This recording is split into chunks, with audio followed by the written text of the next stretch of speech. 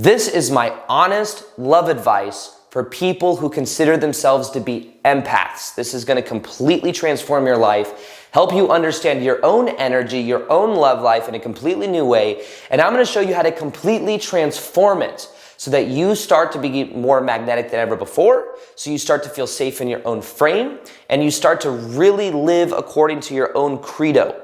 This changes everything. Now, first off, let's look at this right here to understand the role of empathy, maybe why you became an empath, and what blocks you might have when it comes to attracting love, and how you can honestly bring the energy back.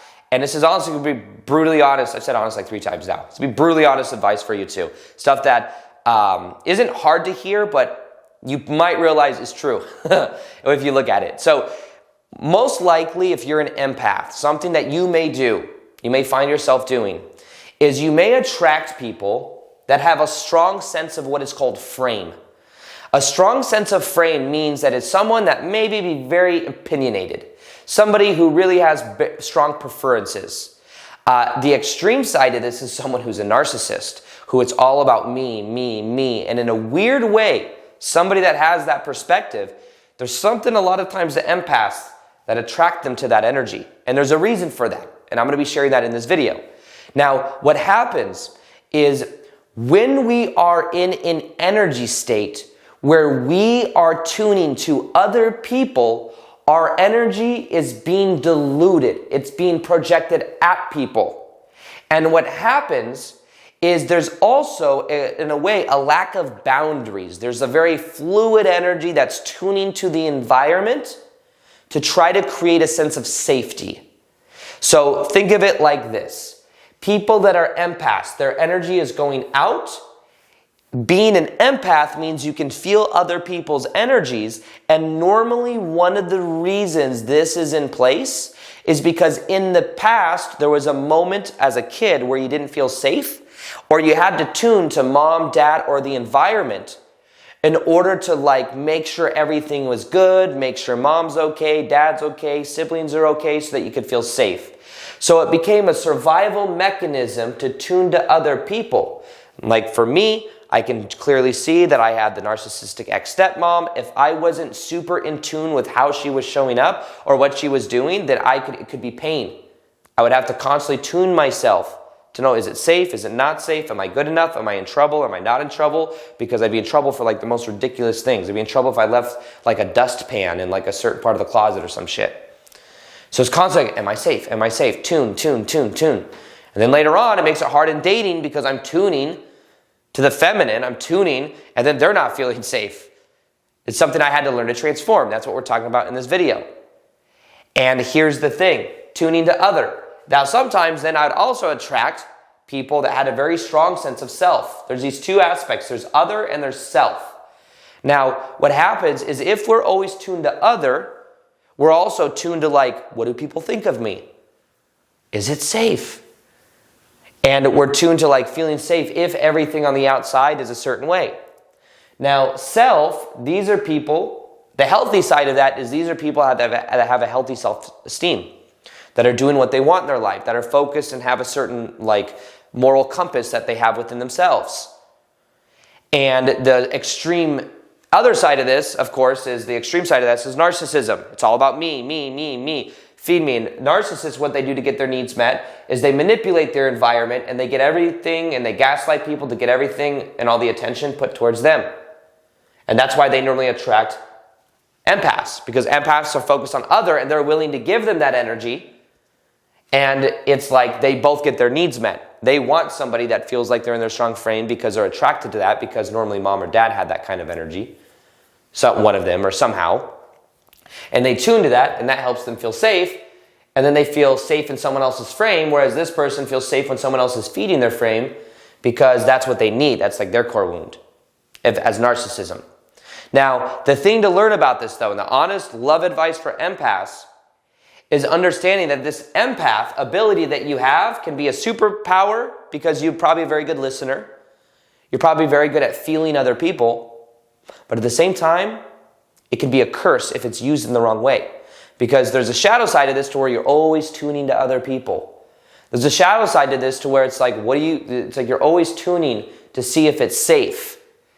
And the power, one of the most powerful things I ever learned was how to bring the energy back inside of my own body.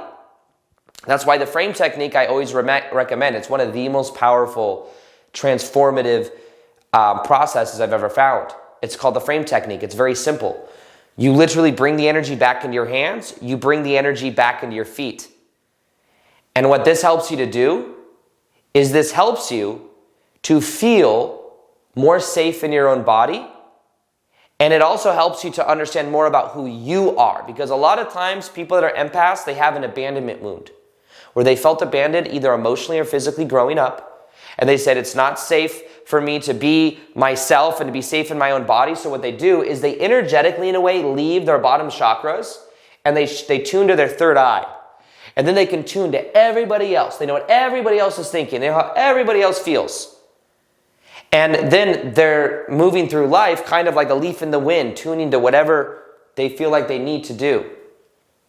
And the key is bringing the energy from the third eye back into the body. So then ask, how do I feel? Now, the frame technique is also a way where what you do is you feel the separation between you and the walls. Like me and the camera, you and the phone or the video or the TV or however you're watching this. You feel the separation. When you put the awareness on the separation, there's a safety you can feel inside of your own body. This is a technique, by the way, that I've gone out in public, and you will notice an insane amount of people respond to you very differently. Because when your energy is in your body, you are magnetic. The electromagnetic energy of the heart is thousands of times more powerful than that of the head. And let me say it again, electromagnetic. The electromagnetic energy of your heart is so much more powerful than the head. So when you bring the energy back into your body, you're bringing that magnetic energy back inside of yourself. And when you then realize where, like people that have the abandonment wound, they tune to everyone else. They want everyone else to be happy. And what they end up doing in the process is they end up abandoning themselves. They abandon themselves. They abandon their own sense of well-being, their own sense of happiness, what they actually want to do. Oh, you want to go out to this place and I can't say no to that even though I don't really want to go because I don't want to disappoint you, because your disappointment is my disappointment because I'm tuning to you to be happy. So instead, it's about realizing, wait, that's your shit, not mine. If you don't like the fact that I don't want to go to this crazy karaoke bar where it's yelling and there's so much noise, then that's your shit, not mine. I don't have the energy for it and I have to focus on something else. That's where you can really separate yourself and realize it's not like you're shrinking your own energy field. You're bringing it back in and you're tuning in with yourself before you do something. What do I want to do? Doesn't mean you're a narcissist and you only do what you want to do ever, but it means there's a balance here. You tune to yourself instead of just saying yes because you feel like you have to.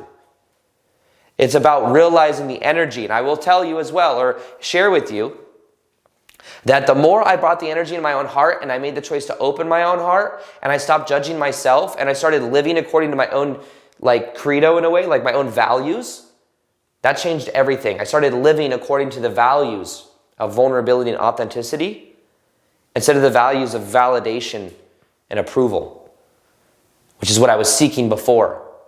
I valued that because I was seeking outside of myself, the other, validation and approval because I didn't feel it on the inside. So what I ended up doing is I ended up realizing, wait, I'm going to live according to the values of vulnerability, sharing the real me, even if some people don't like it. Even if it means that they have a process about it. Authenticity, what is the most authentic version of me? And that meant setting boundaries. That meant sharing with people my true emotions. That meant if I'm dating someone, telling them that I have feelings for them. And every time I did something like this, it reaped positive benefit.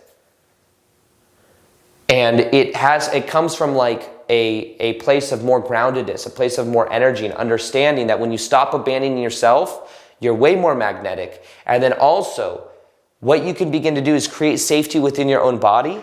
And as you do that, you start living according to your own vision. It creates a sense of gravity. It creates a sense of like a new direction. And what you do is by doing that, you create this magnetic energy from the inside out. So now I'm much more clear on my vision. I'm much more clear on who I am. I'm much more clear of what's okay, what's not okay. A lot of times empaths don't know where that line is. What's okay for people to treat you, what's not okay for people to treat you. You know what's funny? People that are narcissists, that are the extreme side of this, the reason they attract empaths is because empaths actually put up with their bullshit. Because they don't know that it's what's okay, what's not okay. If they meet a regular person that has a healthy attachment style, that is aware of like, oh wait, you want me to like feed, you're gaslighting me? They say, fuck that, I'm not putting up with that. And they walk away. I shared this story before, but my old manager working in Nordstrom's and Women's Shoes, every one of the 13 people in the department she would talk down to, she would gaslight, and she'd get away with it because she was protected by upper management.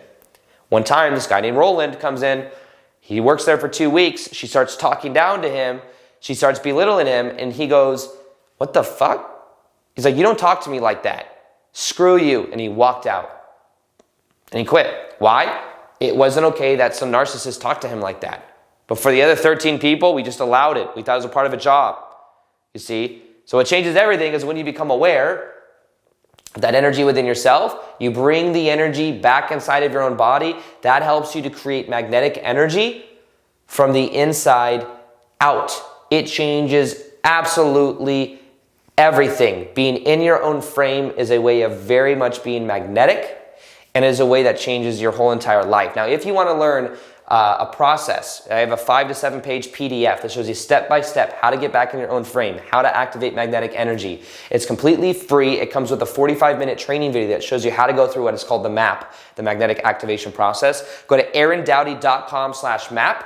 That's aarondowdy.com/MAP. Check out that video. Get activated magnetically. And then also, if you're an empath who absorbs negative energy, I have one of the most powerful videos I've ever made. It's got like 800,000 to 1 million views. Check this video out right here. It will change your life. What I share with you in this video, I believe is one of the most profound ideas that has changed my life when it comes to understanding what it means to be an empath. And recently I was in a live Q&A I was doing for one of my groups, and I shared this idea, and I could tell